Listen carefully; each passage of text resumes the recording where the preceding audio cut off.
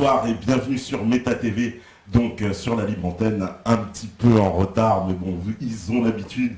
Bonsoir Claude et Lydia Bourguignon, donc nos invités ce soir, ça va, votre voyage s'est bien passé Oui, oui, ça va. Ça va. Bonsoir. Donc voilà, donc nous sommes vraiment heureux de vous accueillir. Je pense que les métanautes, comme ils se sont surnommés eux-mêmes aussi, vous êtes agronomes.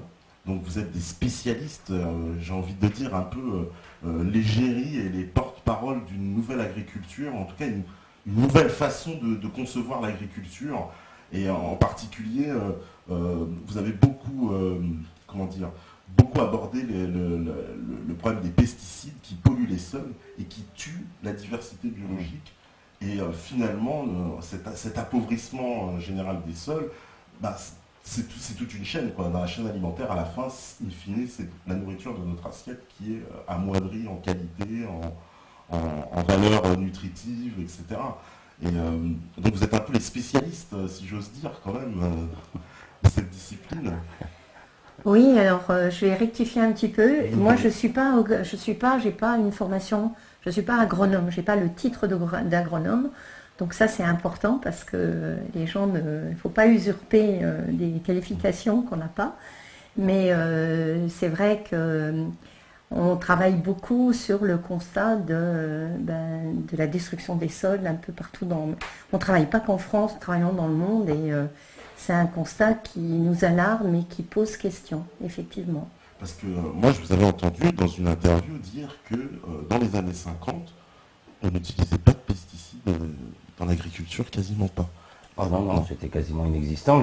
Les pesticides que vous utilisez sont des dérivés des gaz qui ont gazé les Juifs pendant la guerre, la Shoah, qu'on a transformés en DTT, et les produits qui ont utilisé à la guerre du Vietnam pour défolier les forêts. L'agent orange. L'agent orange, voilà. Donc il a fallu, c'est quand même ces guerres pour pouvoir fabriquer ces molécules qui ont été coulées, et c'était des molécules militaires qui ont été coulées ensuite dans l'agriculture. Ah donc, il y a bien cette réalité de la transformation de l'industrie militaire, donc en particulier les tanks pour faire des moissonneuses-batteuses, et la chimie pour les pesticides, etc.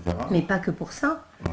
Ça a été aussi pour les nitrates, parce que là, on parle des pesticides, le côté cide, donc de mort. Mais en fait, toute l'augmentation d'utilisation du nitrate, qui est considéré comme un fertilisant, puisqu'il faut mettre de l'azote pour avoir des rendements, en fait, c'est aussi un dérivé de la guerre. Parce qu'en fait, le nitrate était utilisé pour la poudre, pour faire de la poudre pour les canons et puis les armes. Et la fabrication de ce nitrate de façon industrielle, au départ, ça a été vraiment pour un objet pour la guerre, a coûté très cher, les usines ont coûté très cher, et quand la guerre a été terminée, en fait, ils n'ont pas fermé. Vous comprenez bien qu'on n'a pas fermé ces usines. Et on avait montré qu'en mettant des nitrates, entre autres, on augmentait les rendements, donc c'était la porte ouverte pour mettre ces produits de guerre aussi pour la fertilisation des sols. Donc l'agriculture a énormément, les fils de fer barbelés, avant c'était des haies qui étaient taillées, il y avait tout un jeu de travail de tressage des haies pour empêcher que les bêtes s'échappent, et on a utilisé aussi le fil de fer barbelé, qui est quand même un objet aussi pour la guerre. Un objet militaire. Donc, Oui, c'est incroyable cette parfaite, on va dire, corrélation entre l'industrie militaire et l'évolution de l'agriculture moderne. Parce que c'est toute l'agriculture moderne qui obéit à ces règles donc, de mécanisation, productivisme. Il y a plus de... Quel endroit dans le monde aujourd'hui où est-ce qu'on cultive encore sans utiliser ces techniques? Ça n'existe pas. Ah, et si, il y a toujours des endroits un peu déshérités qui n'ont pas encore bénéficié de toute cette industrie militaire, agro-militaire, mais l'essentiel, oui, des cultures que vous mangez ont hérité de ce bagage militaire. Et les OGM, ça va dans cette continuité aussi? Parce que ça, c'est vraiment récent, ça. Non, ça c'est très récent. C'est très récent. Oui, là, l'idée, c'est de breveter les graines, parce que depuis des milliers d'années, les hommes reproduisent, les paysans reproduisent leurs graines, ils les ressèment, ils font ça depuis toujours. Et le problème, c'est que c'est gratuit, il n'y avait pas d'argent à faire. Donc l'idée des grandes firmes, c'est de créer des graines brevetées, et créer de telle sorte que les agriculteurs soient obligés de les racheter. Donc le but, il est purement mercantile, c'est forcer les agriculteurs à racheter les graines tous les ans. tous les ans. Une fois de plus, leur retirer la liberté, quoi. Mais en fait, on les rend esclaves aussi. En plus. Complètement, ouais, Mais complètement, le monde agricole, enfin tout ce qui est agricole et para-agricole, toute cette industrie agroalimentaire, on a complètement rendu esclaves, les agriculteurs sont esclaves de ces grandes firmes qui ont pignon sur rue et qui, au nom du salut, de lutter contre la faim dans le monde, sont prêts à n'importe quoi. Oui, parce que alors ça, c'est le grand... voilà. Alors on me dit que mon micro marche pas bien sur le chat. Bon, ok, super, tu vas t'occuper. Ok, super. Donc voilà, au niveau de cette agriculture européenne, on peut dire que en France, la France était quand même le plus grand pays agricole d'Europe, si je ne me trompe pas là-dessus. Bah, elle l'est toujours. Elle est toujours. On s'est fait fait dépasser par l'Allemagne et l'Italie. Et l'Italie, oui, exact. Mais comment c'est possible? La France était autosuffisante jusqu'à dans les années 60, et depuis qu'elle s'est lancée dans ce marché industriel, elle est maintenant importatrice de fruits, de légumes, de viande, elle ne se nourrit plus. La France est incapable de nourrir sa population. C'est-à-dire que cette soi-disant propagande qui devait soi-disant nourrir les gens a fait que l'Europe est maintenant le premier importateur d'aliments du monde. L'Europe, il n'y a plus de sécurité alimentaire. Les citoyens européens ne le savent pas, mais ils ne peuvent pas vivre sans l'importation. Ah, mais ça, c'est énorme quand même comme nouvelle. Ah ben c'est un scandale. Les devoirs d'un État, c'est de nourrir sa population. L'État français n'est plus capable de nourrir les Français. Et tous les Français, je suis sûr, pensent qu'on est en autosuffisance alimentaire. Non, pas du tout. Non. On a fait disparaître 92% de nos agriculteurs depuis 1950. Comment voulez-vous qu'avec une telle hémorragie dans cette profession, ils puissent nous nourrir? Ils ne peuvent plus, ils ne sont pas assez nombreux. Ils ne sont pas assez nombreux et ils sont plus... Cette petite agriculture, parce que quand vous disiez dans quels endroits on va retrouver ces agricultures de qualité, en général, c'est ce qu'on appelle, et de façon péjorative, l'agriculture paysanne. Vous avez ça au Mexique avec la milpa, vous avez ça en Asie, où en fait, c'est des gens qui sont hyper productifs au mètre carré. Et donc, en fait, ils produisent, ils arrivent à faire vivre des familles, mais en fait, il faut de la main-d'œuvre, il faut du monde. Quand on a diminué autant ce nombre d'agriculteurs, en fait, ils sont confrontés à des surfaces énormes, donc ils sont dans une industrialisation, parce que tout seuls, ils ne peuvent pas s'occuper correctement, enfin, ils sont obligés de faire des cultures assez qu'on peut industrialiser, donc plus de rotation, plus d'association, plus absolument l'abandon, enfin beaucoup d'abandon des bases de l'agriculture. Et ça, la perte des agriculteurs a fait qu'aussi on a moins diversifié les cultures, puisque ça demande plus de main-d'œuvre. On n'en a pas. Donc on a industrialisé ces cultures.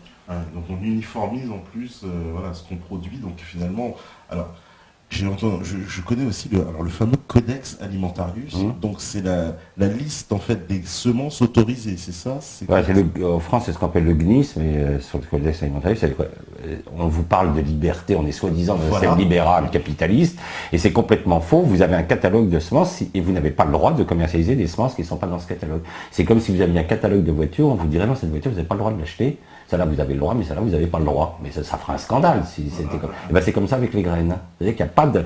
C'est le dernier refuge du stalinisme en Europe, c'est l'agriculture.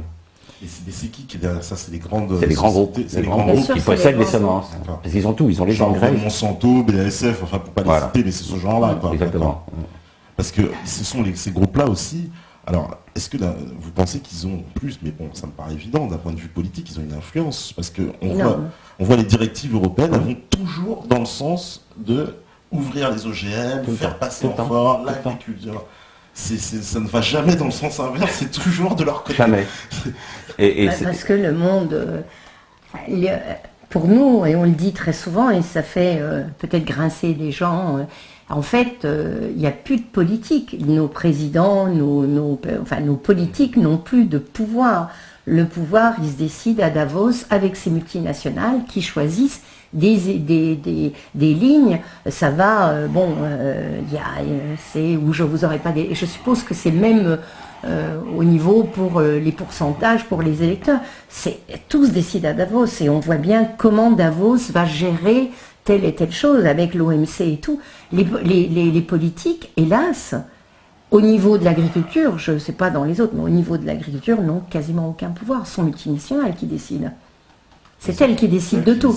En plus, elles ont breveté, comme vous dites, le vivant. Donc c'est un scandale, quoi. C'est un scandale, des graines qui devraient appartenir à toute l'humanité. Voilà. C'est incroyable. Donc genre, il y a des propriétaires de la tomate, du machin. C'est hallucinant. Et donc, ils attaquent aussi, non seulement dans ce cahier au GNIS, mais en fait, ce qu'ils attaquent le plus, quand vous achetez, c'est très souvent des variétés hybrides, donc qui ont été sélectionnées quand vous les replantez. Vous avez des rendements moins importants, donc les agriculteurs, les maraîchers ne vont pas utiliser ça. Et il y a une attaque énorme sur les graines paysannes, ce qu'on appelle ces graines paysannes qui ont peut-être des rendements, il y a cette variété, cette biodiversité dans la graine, mais au moins l'agriculteur ou maraîcher, quand il ressemait, c'était sa propre graine qu'il ressemait. Tandis que là, le monde agricole est toujours obligé de racheter de la graine. Donc ils sont complètement dépendants de ces multinationales. Il faut qu'ils achètent de la graine. Et il y a même des graines, si vous ne mettez pas tel produit de traitement ou de fertilisation, ça ne va pas pousser. Donc ils sont complètement comme ça. En plus, il y a des produits annexes, des options, quoi. Voilà, options, exactement. Et puis les scientifiques maintenant sont un peu vendus à ces grands groupes, parce qu'à la fin du 19e, quand on a trouvé les atomes, immédiatement il y a des boîtes comme Solvay qui ont dit bon, on va les breveter. On va breveter des atomes. Imaginez qu'on ait laissé un mec breveter le carbone. Vous voyez, tout votre ordinateur qui est en plastique, il posséderait tout le plastique du monde. Il aurait tout le pétrole, il aurait tout le charbon, vous imaginez le délire. Alors les scientifiques à l'époque qui étaient encore honnêtes, qui n'étaient pas vendus à ces gros groupes, dit non, c'est hors de question, les atomes existent dans l'univers depuis toujours, c'est pas une invention, c'est quelque chose qui existe depuis que l'univers existe, on ne brevette pas les atomes. Par contre, pour l'ADN, ils se sont laissés faire par les grands groupes, alors que ça a toujours existé ces graines. Je veux dire, c'est pas une invention, vous voyez, il n'y a pas à les breveter. Vous voyez comment ils ont réussi à détourner le truc. Et maintenant, donc, en plus, comment on peut faire pour les contrer? Parce que ces brevets ils sont reconnus de façon internationale. C'est-à-dire, quand bien même si, par exemple, en France, on se dit, bah non, nous, on ne reconnaît pas ce droit de Monsanto à posséder ces graines, c'est possible ou c'est... Alors, il y a eu le cas, ils ont voulu breveter le basmati, qui est le riz de toute l'Inde, de la nourriture de tous les Indiens, ils ont voulu le breveter alors qu'il existe depuis toujours. Et là, quand même, le gouvernement indien, le peuple indien s'est révolté en disant, mais attendez, le basmati, c'est quand même nous, c'est nos ancêtres qui l'ont créé, et ils ont réussi à casser le brevet de Monsanto. Et là, il a fallu que ce soit le peuple indien qui se batte. Mais ils en ont cassé un autre, je pense, il faudrait aller un peu plus loin, c'est pour le Nîmes. Pour le Nîmes aussi. Et en fait, pareil, ils voulaient, donc le Nîmes, c'est une plante qui est utilisée en Inde, je crois, pour tout, comme produit de traitement, pour soigner, Et en fait, je ne sais pas si c'était Monsanto. Non, c'est une boîte pharmaceutique. C'était une boîte pharmaceutique qui voulait donc breveter ce Nîmes. Et à ce moment-là, les Indiens ont dit, mais on a ça depuis la nuit des temps. Donc il y a eu une volonté des Indiens de rechercher dans leur bibliographie, dans les peintures, dans tout ce qu'ils pouvaient, la trace qu'en fait ce Nîmes, depuis la nuit des temps, ils l'utilisaient. Donc en fait, on ne pouvait pas le breveter. Et ça a permis de ne pas le faire. Donc mais c'est des luttes importantes. Il a fallu aller dans les bibliothèques, montrer qu'au 19e ou même avant, en fait, on l'utilisait pour telle et telle chose. Mais quelque part, ça a été... c'était David contre Goliath, c'est David qui a gagné, mais c'est pas évident. C'est pas du tout évident avec ces multinationales. Oui, parce que je sais que même des sociétés comme Monsanto, il paraît qu'ils ont des polices de génétique qui vont dans les champs vérifier. Exactement. Et ils font des procès aux agriculteurs qui souvent ont été contaminés par Voilà, c'est ça, des fois, c'est qu'ils sont contaminés, ils n'auraient pas choisi, on retrouve des plans. Et là, on leur flanque une amende. Ah non, mais c'est antidémocratique au dernier stade. Le problème, c'est que les démocraties, c'est fragile, et si vous ne faites pas attention, vous savez, la liberté, elle s'en va vite.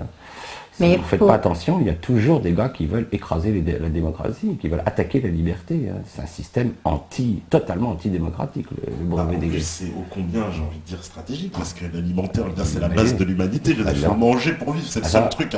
On peut se passer d'un iPhone et de télévision, mais par contre, on ne peut pas se passer de manger.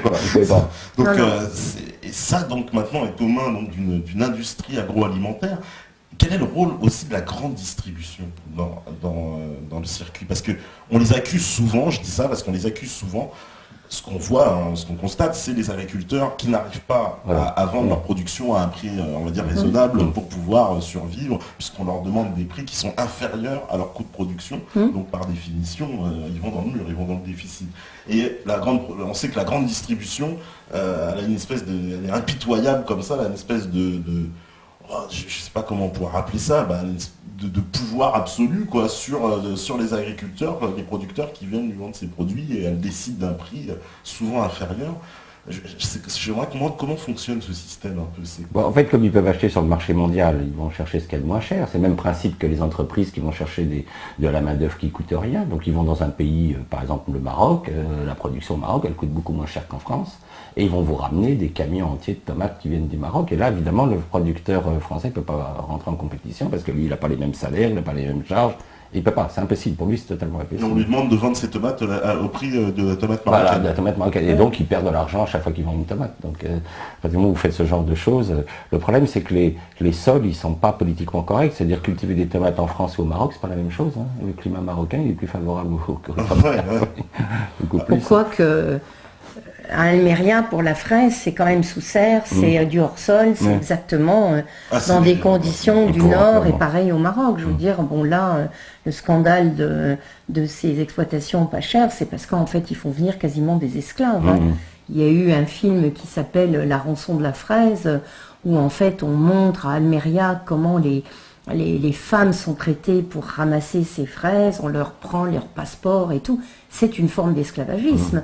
Donc en fait, effectivement, ces fraises, je prends l'exemple des fraises d'Espagne, mais il y a d'autres, les tomates et tout, peuvent arriver à un prix qui n'est pas compétitif, puisqu'en fait, ces gens-là sont payés. S'il n'y a pas un quota, s'ils ne ramassent pas assez de fraises, de toute façon, on les empêche de travailler, donc ils n'ont pas une journée, ils ne peuvent pas repartir. Enfin, c'est un véritable scandale. Hein. Ah, ça, c'est oui, côté espagnol, donc, puisque l'Espagne est une grande productrice de fraises. Mais d'ailleurs, on voit comme il y a quand même, l'Espagne étant dans la CE, elle commence à se faire tirer les oreilles. Donc en fait, l'Espagne, ces producteurs sont en train de partir sur le Maroc parce que là, eh bien, il y a nettement moins de règles. Donc de toute façon, il y aura toujours des gens qui sont dans le besoin et qui seront prêts à accepter. C'est terrible, mais la pauvreté la misère fait accepter des choses comme ça. Et en fait, ils se déplacent au Maroc. Et au Maroc, il y a moins de législation, voilà. Du coup, le droit du travail est plus souple. Voilà, est plus souple. Parce que j'ai vu aussi en Allemagne, apparemment les producteurs, les agriculteurs allemands, eux aussi bénéficient de souplesse puisqu'il n'existe pas de SMIC et ils concurrencent apparemment de plein fouet les agriculteurs français parce qu'ils font appel à une main-d'œuvre venue de Pologne, de Biélorussie, d'Ukraine, Turquie. Voilà, ils sont payés à 2,50 € en Allemagne. Vous avez des gens qui travaillent dans les abattoirs à 2,50 € de l'heure. Expliquer 2,50 € de l'heure, les 1 euro job comme ils les appellent en Allemagne. Et donc l'agriculteur, c'est impossible parce qu'en France, il est obligé de payer quelqu'un au SMIC, c'est ça. Il est obligé de payer le SMIC, pas le droit de payer au-dessous. Mais même là où on parle dans un prix extrêmement bas, 2,50 €, mais il est question en Allemagne de mettre le SMIC à 8 €. C'est le désir de politique. En fait, ils veulent revenir et ils veulent faire un vrai SMIC en Allemagne. Mais même si on faisait ce SMIC à 8 € pour les agriculteurs, ça ne va pas non plus, puisqu'en France, le SMIC, il n'est pas à 8 € brut, hein. Il est à 10 €, enfin 9,70 €, quelque chose comme ça. Donc de toute façon, rien que ça, même dans quelque chose de légal au niveau de l'Europe, l'Allemagne, qui est pourtant à côté, paiera moins cher. En Italie, le SMIC n'est pas aussi fort, aussi élevé que chez nous. Donc en fait, de toute façon, si on voulait une harmonisation pour les prix européens, il faudrait une véritable harmonisation au niveau des charges sociales et au niveau du SMIC, au niveau de tout ça. C'est compliqué alors au niveau européen d'harmoniser tout ça, parce que personne ne va s'entendre, personne ne sera d'accord. Parce que finalement, ce système-là, on peut dire qu'il arrange les Espagnols quelque part. Tout à fait, oui. Voilà, il arrange certains pays qui même voilà, aujourd'hui les Allemands profitent de ce système. Donc ça va être impossible de s'entendre, personne ne sera d'accord. En fait, est-ce qu'il faudrait, pour que la France, on va dire, reprenne le bon chemin sur ce secteur de l'agriculture, reprendre, on va dire, notre souveraineté en matière de décision et pratiquer une forme de protectionnisme, peut-être? Est-ce que c'est une solution? Enfin, moi, je pense que le devoir d'un État, c'est de nourrir sa population. Et s'il y a un secteur de l'économie qui doit être protégé, qui ne doit pas être mis dans la violence de la mondialisation, c'est l'agriculture. Parce que vous n'avez pas des égalités, il y a des zones froides, il y a des zones chaudes, il y a des zones où il neige pendant très longtemps. Vous n'êtes pas comme dans l'industrie. Fabriquer une voiture au Danemark ou en Espagne, c'est toujours fabriquer une voiture. Mais faire des fraises au Danemark ou des fraises en Espagne, c'est pas du tout la même chose. Donc à partir du moment où il y a une inégalité naturelle, moi j'estime que le rôle d'un État, c'est de protéger ses agriculteurs. Donc voilà, en plus c'est quasiment, j'ai envie de dire presque la seule solution, qui est une forme de protectionnisme, parce que si, quand bien même on imagine, allez, la France elle sort de la PAC, bon, elle n'est plus dans l'Union Européenne, elle reprend ses décisions, si de toute façon on est encore concurrencé avec des fraises qui viennent du Maroc et des tomates qui viennent, je ne sais pas, de Turquie, etc., ça ne changera rien, on sera toujours dans le même problème. Il faut, toujours. Et puis on arrache, je crois, à peu près quelque chose comme 5000 hectares d'arbres fruitiers chaque année en France parce qu'ils n'arrivent pas à être compétitifs avec des fruits importés. Le problème, c'est que vous faites quoi maintenant sur ces sols? Donc ça devient de la friche, donc la France se couvre de friche, donc c'est des terres qui ne produisent plus, qui ne nourrissent plus des hommes, qui ne font plus d'économie. C'est du désert humain. Je ne vois pas l'intérêt pour un pays de créer du désert humain. Un pays comme la France arrache constamment du vignoble parce qu'il y a des concurrences de vin beaucoup moins chères. Et on fait quoi sur une terre de mine? Vous ne pouvez plus rien faire pousser sur une terre de mine. C'est des terres pauvres, c'est des terres qui sont conçues pour le vin. Donc voilà, ça fait du désert. Enfin, pour moi, c'est une politique catastrophique. Oui, parce que souvent, je veux dire, ces dernières années, on a accusé justement les agriculteurs d'être justement les pollueurs, ceux qui ont pratiqué cette agriculture productiviste et très polluante. Je pense que c'est assez récent de prendre conscience que finalement les agriculteurs sont des grandes victimes. Comme nous, ici, les agriculteurs et nous, consommateurs, c'est nous qui sommes les victimes de ce système. Et c'est pour ça que les agriculteurs, vous savez que c'est la profession qui se suicide le plus en France. Il y a un suicide par jour. Un suicide par jour dans le monde agricole. Tellement ils sont au désespoir parce qu'ils se font accuser de polluer. C'est pas eux qui ont créé ce système. Ça leur a été imposé par en haut, par des chambres d'agriculture. Donc ils ne peuvent pas non plus, je veux dire, il ne faut pas comprendre qu'ils se suicident, ces gens-là. Je comprends parfaitement. Alors, je crois qu'ils sont très conscients du problème de la nourriture qu'ils font. Et ça, je pense aussi, il y a le fait qu'ils soient pris, mais on connaît, on côtoie des agriculteurs qui, en fait, savent pertinemment qu'ils ne font plus la qualité, la qualité a énormément baissé. C'est comme si un menuisier ne faisait plus, au départ, faisait des belles tables et puis on lui donne du mauvais matériel et que, en fait, il sait que la table va se casser au bout de... Eh bien, les agriculteurs ont cette conscience. Ils savent très bien que les produits qui sortent de chez eux n'ont pas la qualité qu'il y avait avant. Et je pense que ça, pour un agriculteur, c'est très très dur aussi à accepter. Parce que, sa terre il sait que sa terre est fatiguée, on dit que d'ailleurs elles sont fatiguées, on dit que les terres sont fatiguées comme nous, et il sait que, il est complètement coincé, on lui achète mal ses produits, il sait que c'est pas bon, il sait que... Ça c'est terrible, il est critiqué par les consommateurs, donc de tous les côtés, ça va pas. Oui, et puis en plus, alors un agriculteur, à ce que j'ai compris, ils sont pris dans une espèce de spirale où on leur impose des normes et des remises constantes où ils doivent investir constamment. Ça provoque la ruine même de certains parce que c'est impossible à suivre. Parce qu'ils doivent acheter des nouvelles machines. Ils ne peuvent pas. C'est-à-dire que la façon dont, par exemple, l'industrie fromagère fait pour éliminer les petits producteurs qui nous aident vraiment des fromages fermiers, c'est tout simple, on fait imposer à l'Europe, par du lobbying, des normes d'hygiène extrêmes, qui fait qu'à l'heure actuelle, une fromagerie, c'est à peu près 150 000 € d'investissement.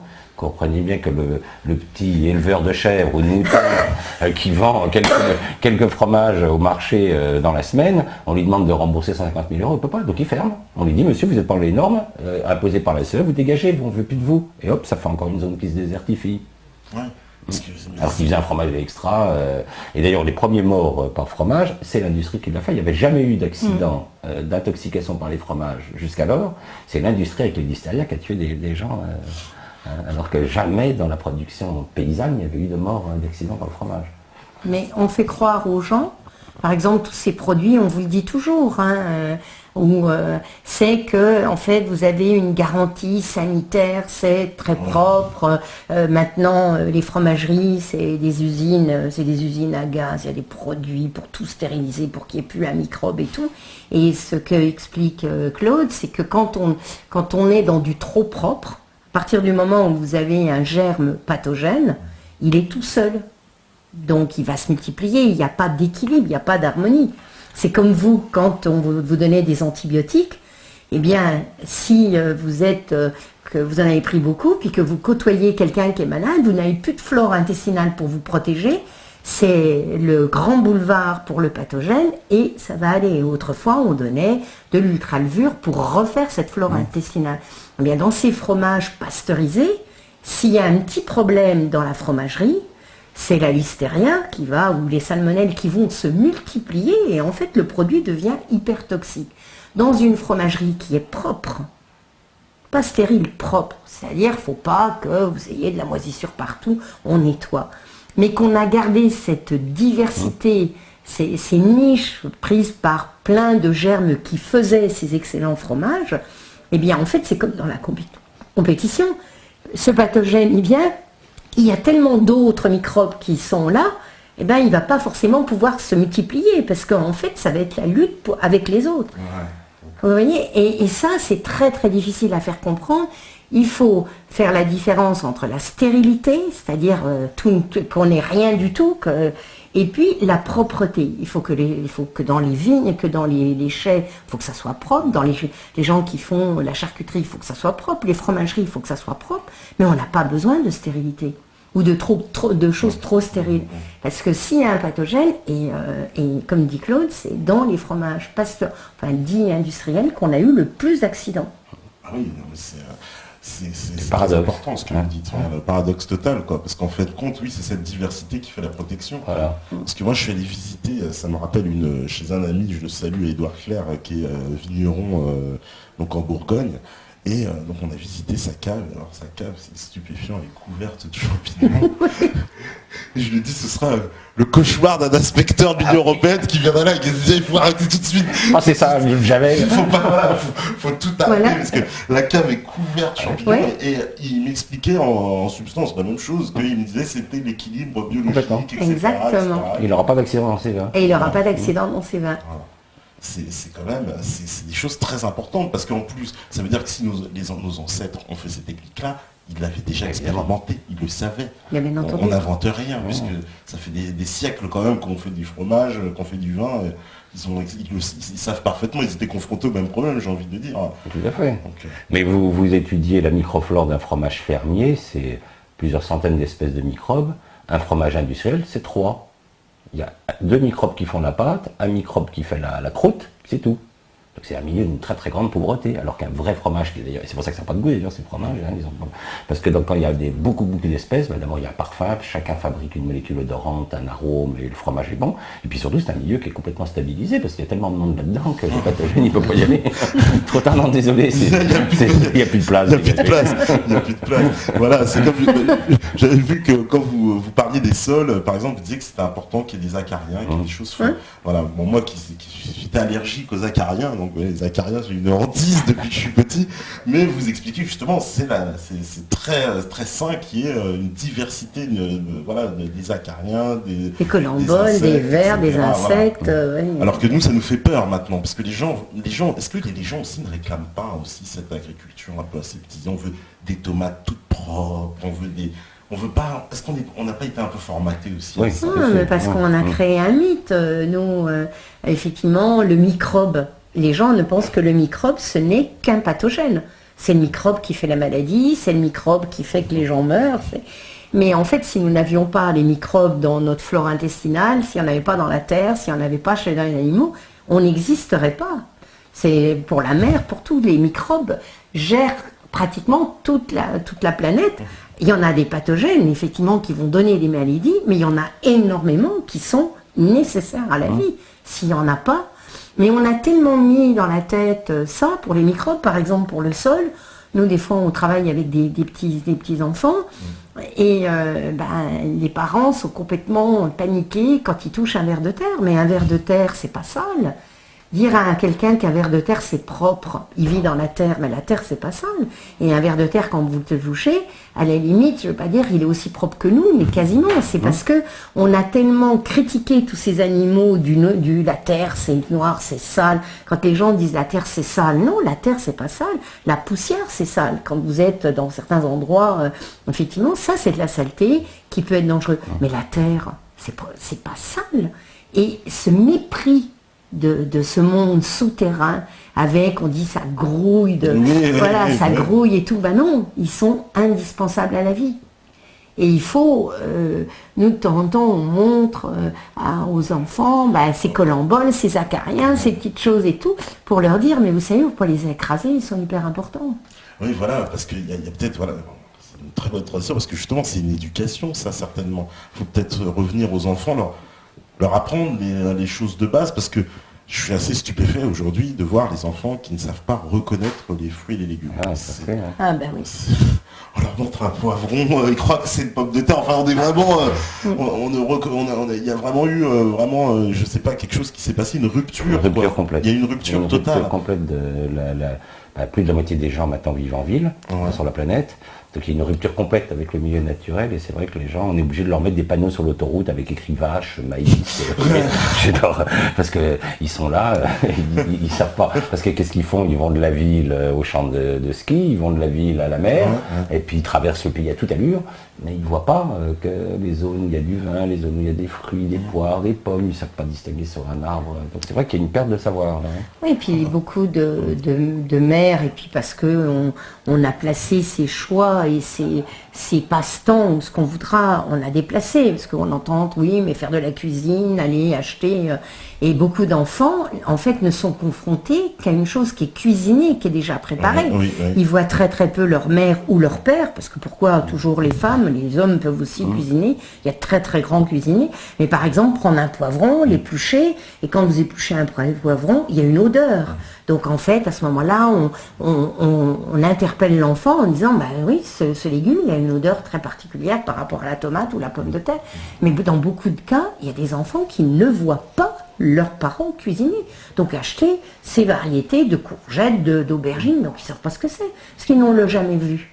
Ils l'ont jamais vu, c'est ça. Bah, cuisiner, four à micro-ondes, puis voilà, quoi. Congèle, four à micro-ondes, c'est tout ce qu'il va faire comme opération culinaire. C'est réduit, hein. Ouais, parce que c'est ça, moi je suis assez stupéfait de voir cette rupture, les gens qui sont complètement ignorants, ne savent plus, et surtout les enfants qui ne savent plus reconnaître les légumes, ne savent plus. Il y a vraiment une éducation à faire là-dessus.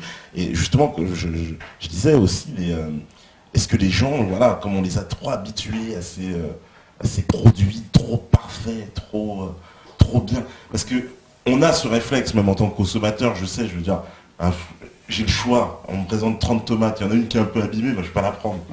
Alors qu'elle n'a rien en fait, elle est juste un petit peu... voilà. Mais elle va rester là et tout le monde va avoir ce réflexe-là. Alors que finalement, il paraît que même les distributeurs, des fois, ils les enlèvent, ils disent, tous ceux qui ont des petits problèmes, ils les enlèvent, ils n'en veulent plus. Parce qu'ils disent, on ne va pas les vendre, de toute façon, les gens ne les prennent pas. Parce qu'on a créé ça.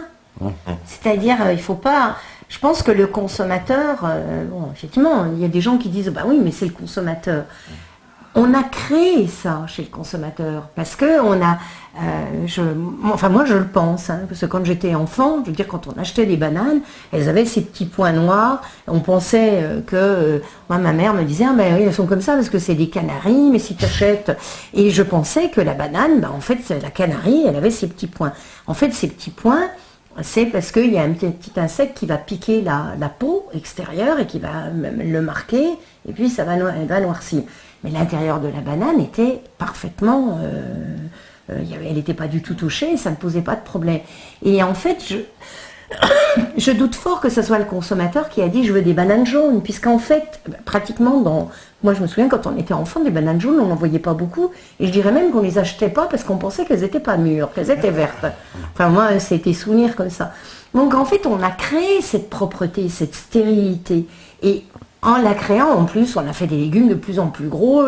La pomme de terre, si elle était il y avait un peu de tavelure, ces petites taches, mais quand vous l'épluchez, il n'y a rien. Et je pense qu'on a créé cette chose chez le consommateur, et maintenant le consommateur, effectivement, s'il voit une tache dans un légume, il n'en veut pas. Mais je ne suis pas persuadée qu'au démarrage, c'est lui qui a dit, il est taché, j'en veux pas. Il est flétri ou il a une tache de pourri, là effectivement vous allez le mettre de côté, vous n'allez pas l'acheter. Mais quand la pomme elle avait des fois un petit, parce qu'elle avait été touchée, des fois ça faisait une petite cicatrice sur la pomme et il y avait un creux, on l'avait dans l'assiette. Maintenant on les lustre, elles sont brillantes, on se voit dedans. Et je pense qu'on a créé ça. Petit à petit, on a amené le consommateur à vouloir ce genre de fruits ou à vouloir ce genre de légumes. J'avais vu une émission, c'était en Roumanie, où ils ont une variété ils ont énormément de semences paysannes, et il y avait des paysans qui disaient qu'il y avait, je me rappelle plus, c'était sur Arte, donc peu importe, et en fait il y avait des paysans anciens qui avaient des variétés d'aubergines, mais l'aubergine, et des fois vous le voyez, elle est elle est pas bien droite et tout, elle est un peu tordue et tout, et en fait ils étaient en train d'amener des graines qui allait faire pratiquement l'aubergine, qui allait rentrer dans la boîte longue et tout. Et ces paysans disaient, c'est la mort pour nous, parce que plus personne ne voudra de nos légumes, parce qu'ils ne sont pas beaux. Mais ça ne voulait pas dire qu'ils étaient goûteux. Et en fait, avant, ils le vendaient. Donc on crée, je suis persuadée qu'on a créé ça chez le consommateur. Aujourd'hui, donc tout le monde est un peu formaté, si je veux dire. Complètement. Au contraire, il faut toujours essayer de choisir les plus petits fruits, les plus petits légumes. Quand vous avez plein de navets, prenez plutôt les plus petits. En général, ils ont échappé aux engrais, ils sont plus goûteux, ils sont plus parfumés. Ah, d'accord. Il faut plutôt avoir le réflexe un peu avec. Quand c'est trop gros, méfiez-vous. D'accord. Écoutez, ça va, c'est pas tombé dans l'oreille d'un sourd. Alors, on nous dit, alors il y a beaucoup de commentaires, parce qu'évidemment, je n'avais pas regardé, et ils ont fait, alors, qu'est-ce qu'on nous dit? On nous dit, voilà, de toute façon, ils peuvent contrôler pour savoir si c'est leurs graines ou les vôtres, et même breveter des graines, en quoi ça empêche d'utiliser ses propres graines? C'est Ozzy qui pose la question. Est-ce qu'on peut, c'est vrai, utiliser ses propres graines, mais on est illégal, c'est ça? Ah oui, c'est illégal. Ça, si vous êtes particulier. Ça, si vous êtes, Si vous êtes particulier, vous pouvez utiliser vos propres graines, heureusement. Ouais. Mais effectivement, il est question d'empêcher les maraîchers et les autres. Parce que ça se fait aux États-Unis, il semble qu'il y a ça se fait aux États-Unis, vous confirmez, que c'est interdit dans certains États. Si vous devez vendre vos graines, vous les vendez à une coopérative, etc. Si vous n'avez pas la variété qui est étiquetée sur le catalogue. Si vous vendez vos tomates et tout, vous êtes dans l'illégalité. Mais un particulier, il peut. Trafic de graines, voilà. Oh là là. Alors ça va chercher loin. Non, mais c'est énorme. Alors on nous dit, ce service, il brevette le vivant, l'eau, l'air, bientôt, des richesses naturelles destinées à tout le monde à l'origine. C'est des putains de sangsues qui nous spolient en toute légalité et avec du cynisme. Ah oui, complètement. C'est tellement vrai. Voilà. Il y a Sankao qui dit la grande distribution gaspille la bouffe. C'est hallucinant. 40% de la nourriture est gaspillée. C'est un scandale. Entre 30 et 40%. C'est un scandale absolu. Alors qu'il y a 1 milliard d'hommes qui souffrent de faim, quoi. C'est un scandale absolu, cette histoire. En plus, voilà, il y a des lois qui empêchent, en plus, qui mettent de l'eau de Javel, on sait, pour empêcher. Pour que les gens mangent pas et tout. Vraiment être sûr que personne ne mange. C'est un scandale, cette histoire. Et Claude fait souvent la remarque en disant, quelque part, on est guère mieux, on critiquait les gens, mais autrefois, les gens perdaient 30 à 40%. Non pas par mal conservation et tout, mais parce qu'il y avait par mal conservation, parce qu'il y avait des charbons, parce que des souris et tout. Mais en fait, on gaspille autant de nourriture, mais nous, on la jette parce que on peut pas la conserver. Le pain est trop dur, les fruits qui sont gorgés d'eau, très vite ils se flétrissent, très vite ils s'abîment et tout. Ils sont beaux comme vous venez de les acheter, vous les laissez 2 jours comme ça dans un... c'est fini, quoi. Parce que ça pousse. Alors on me disait que la majorité, c'est des techniques hydroculture. Voilà, c'est ça. C'est-à-dire hors sol. Hydroponique, voilà, c'est hors sol, voilà. 99% des tomates et des fraises sont hors sol. Voilà, il n'y a plus de terre. Il n'y a plus de terre du tout. Et c'est presque hors paysan, puisque c'est des serres automatiques. Il n'y a pas besoin d'hommes pour les pots sont soulevés, arrosés, trempés. C'est souvent des choses complètement automatisées avec ordinateur. L'irrigation tombe toute seule, il n'y a même pas besoin. Donc c'est hors sol et hors homme. C'est bien quand même. C'est un grand progrès. C'est quand même extraordinaire. Mais et en plus, c'est une dépendance totale. Si on continue comme ça, on va déjà pas mal dans le mur, mais pour faire une tomate, pour faire 1 calorie de tomate hors sol, il faut 36 calories fossiles. C'est-à-dire de pétrole. C'est-à-dire que l'agriculture moderne n'a jamais été autant dépendante du pétrole qui est de plus en plus rare. Donc de toute façon, rien que ça devrait faire réfléchir tout le monde. C'est-à-dire que s'il n'y a pas de pétrole, on ne peut plus faire d'agriculture dans plein d'endroits. Parce que les engrais en utilisent, parce que les serres en utilisent, les pesticides, les tracteurs. Et en fait, toute l'agriculture est basée sur cette énergie fossile qui est en train de disparaître. Donc on pourrait quand même se poser des questions, quoi. Ah ouais, c'est... Sacrément, il faudrait vite se les poser parce qu'effectivement on arrive au pic pétrolier, ça fait longtemps qu'on en parle, qu'on sait que c'est une... ça ne va pas durer ad vitam aeternam, donc, et l'agriculture est complètement dépendante du pétrole. Quoi. Et là, ça veut dire mais complètement. Imaginez que le pétrole monte à $300 le baril. Ça veut dire que la nourriture, mais automatiquement. Donc, il y a un milliard de gens qui ne pourront plus s'acheter à manger. Parce que la grande augmentation qu'on a connue récemment, parce que là, on peut dire que ces 10 dernières années, le prix de la nourriture, l'alimentaire a explosé. Le pétrole il est passé à 100 $, le baril, il est passé de 30 $. Il est divisé par 3 le pétrole. Parce que moi, quand je vois, je dis, j'ai acheté une bouteille d'huile encore, quand on traduit les prix en francs, parce que je repense toujours, hein, et que je vois une bouteille d'huile qui est quasiment à 3 €, ça fait 20 francs une bouteille d'huile. Mais vous n'avez pas idée du pétrole. C'est en fait du temps des francs, c'était pas 20 francs une bouteille d'huile. Mais non, mais le pain aussi, enfin, mais même, c'est... effectivement, on a transformé l'euro pratiquement, 1 euro égale... Un franc. Un franc, c'est ça maintenant. Donc ça multiplie par 6, quoi, en fait, tout ce qui est... et ça ne pourra aller qu'en opérant si on ne fait pas un effort, puisque de toute façon, le pétrole ne va pas baisser. L'énergie ne va pas baisser.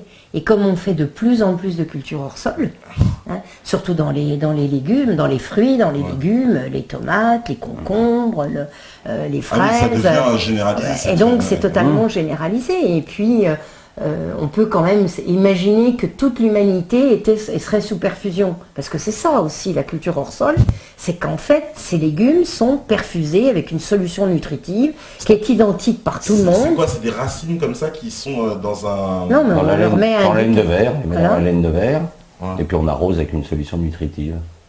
On leur donne le calcium, le phosphore, le potassium, ce dont ils ont besoin. Mais c'est la même solution pour tout le monde. Donc imaginez que vous, tous les hommes, et c'est tout. Il n'y en a qu'à imaginer. Il n'y a plus ce que on occulte complètement la notion du terroir, d'une plante, d'un légume, d'un fruit qui a poussé dans un endroit particulier, avec un climat particulier, et qui donne ces fameux goûts dont on parlait. On parlait du port de Paris, on parle du port de Bayonne, on parlait des fraises de Plougastel, on parlait de la carotte nantaise. Et en fait, il y a plein de produits. En fait, on mettait la ville à côté, donc c'était bien la notion de terroir. En culture hors sol, c'est fini, ça n'existe plus. Oui, puisque chaque sol a une spécificité, donc parce qu'il y a un taux de salinité, d'acidité, etc., qui est propre à chaque culture. D'accord. Et c'est pour ça que le hors-sol n'a aucun goût. C'est que le hors-sol, comme il est fait, on est incapable de créer la richesse du sol, qui est un milieu très très riche. Les microbes du sol donnent à manger énormément d'éléments aux plantes, et c'est pour ça qu'une plante qui va pousser sur un terroir va être parfumée, va avoir des arômes.